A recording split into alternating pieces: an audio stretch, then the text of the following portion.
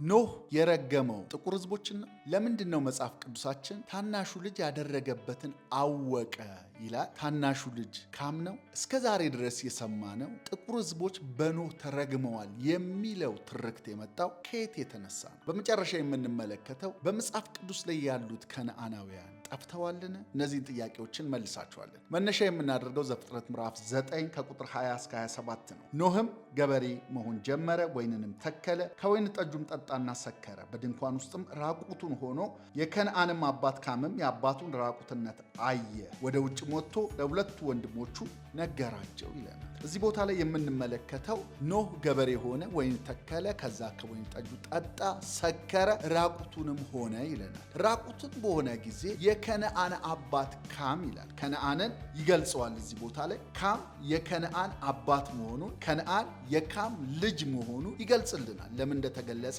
በኋላ ላይ ማየት እንችላለን። ታሪኩ ላይ ከላይም ከፍ ብለን ስለ ኖህ ልጆች ሲናገር እንደዚህ ብሎ ያስቀምጠዋል። ቁጥር 18 ላይ ምዕራፍ 9 ከመርከብ የወጡትም የኖህ ልጆች እነዚህ ናቸው፣ ሴም፣ ካም፣ ያፌት ይልና ካምም የከነዓን አባት ነው ይላል። ከሌሎቹ ይልቅ ካም የከነዓን አባት ነው ብሎ ለምን ከነዓንን እዚህ ጋር መጡ? አሁንም መልሰን ስንመለከት የከነዓን አባት ነው ካም ብሎ ይነግረናልና ለምንድን ነው ከነዓንን ያመጣው የሚለውን እንመለከታለን። ግን ራቁቱን መሆኑን ኖህን የተመለከተው ካም ነው ብሎ እዚህ ቦታ ላይ ያስቀምጥልናል። ግን ካምን ሲገልጽልን የከነዓን አባት ይለዋል። ታዲያ ወረድ ብለን ስንመለከት ካም ሄዶ ለወንድሞቹ ለሴምና ለያፌት ከነገራቸው በኋላ እነሱ ሸማ ወስደው በጫንቃቸው ላይ አድርገው የኋሊት ሄደው የአባታቸውን ራቁትነት ላለማየት ብለው እንደምንም ብለው በስካሩ ላይ እንዳለ ሸፍነውት ሄዱ።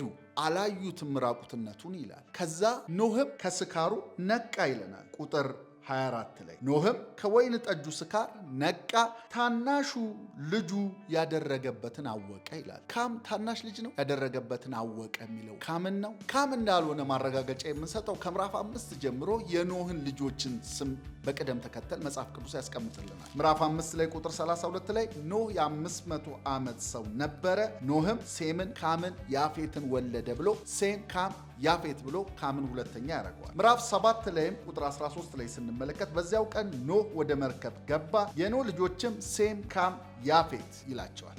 ሴም፣ ካም፣ ያፌት ራቁቱን የተመለከተው ካም ሁለተኛ ልጅ ነው ይለናል። ምዕራፍ 9 ላይ ቁጥር 18 ላይም ደግሞ ሄደን ስንመለከት ከመርከብ የወጡት የኖህ ልጆች እነዚህ ናቸው፣ ሴም፣ ካም፣ ያፌት፣ ካምም የከነዓን አባት ነው ይላል። ምዕራፍ 10 ላይ ቁጥር 1 ላይ ሄደን ደግሞ ስንመለከት እንደዚህ ይላል፣ የኖህ ልጆች የሴም፣ የካም፣ የያፌት ትውልድ ብሎ የሴም፣ የካም፣ ካም ሁለተኛ አድርጎ ያስቀምጠዋል። ታዲያ ታናሹ ልጅ የተባለው ማን ነው?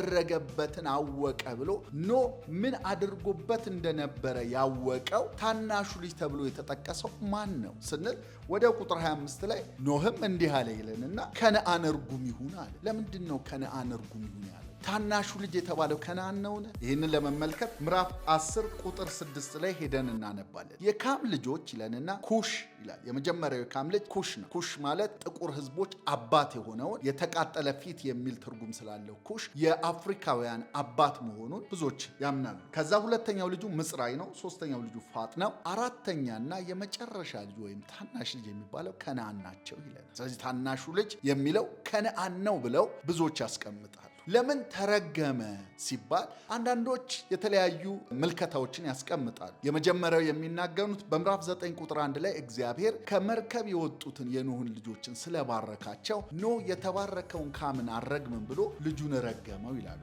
ምዕራፍ 9 ቁጥር 1 ላይ እግዚአብሔር ኖህን እና ልጆቹን ባረካቸው፣ እንዲህ አላቸው ብዙ ተባዙ ምድር ሙሏት ብሎ ስለባረካቸው ኖህ ካምን አልረገመው፣ ስለዚህ ልጁን ረገመው ይላሉ። ሌሎች ደግሞ ኖህ ላይ ያደረገው ልጁ ካም ስለሆነ በአንተም ደግሞ እንዲሁ ልጅ ያድርግብህ ብሎ በልጅህ እየው በማለት ልጁን ከነዓንን ረገመው። ለምን አንተ እኔ ላይ እንደሳክ እንዳፌስክ ራቁትነቴን እንደተመለከት ራቁትነትን ይመልከት ብሎ ረገመው በማለት በልጅ እይ ብለው ስለረገመ ነው የሚሉ ሰዎች አሉ። በሶስተኛ ደረጃ ያሉት ሰዎች ደግሞ የአይሁድ ድርሳናት ላይ የተጻፈ ነገር አለ። የመጀመሪያ የተመለከተው ካም አይደለም፣ ልጁ ከነዓን ነው ራቁትነቱን የተመለከተው።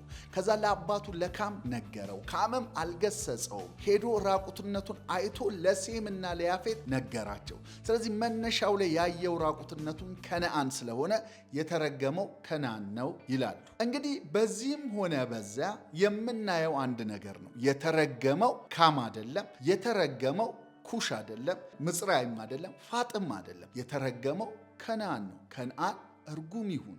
ከዛስ ምን ይሁን? ሌላ ከነአን እርጉም ይሁን ብቻ ሳይሆን ለወንድሞቹም የባሪያዎች ባሪያ ይሁን ይለዋል። አንድ እውነት አለ። እርሱም ምንድን ነው ካለ የተረገመው ከነአን ነው የሚለው ነው። ይሄ ከነአን የሚባለውን ትውልድ ስንመለከተው በኋላ ላይ እስራኤላውያን ከግብፅ ሲወጡ ያሸነፏቸው 7ቱን ነገዶችን ኢያቡሳውያን፣ አሞራውያን፣ ጌርጌሳውያን፣ አሞናውያን እነዚህ የተጠቀሱት እዛ ከነአናውያን የሚላቸው 7ቱን ነገዶችን እንመለከታቸዋለን እና ምናልባትም አንዳንዶች እንደሚሉት ትንቢቱ ወይም እርግማኑ በዛ ጊዜ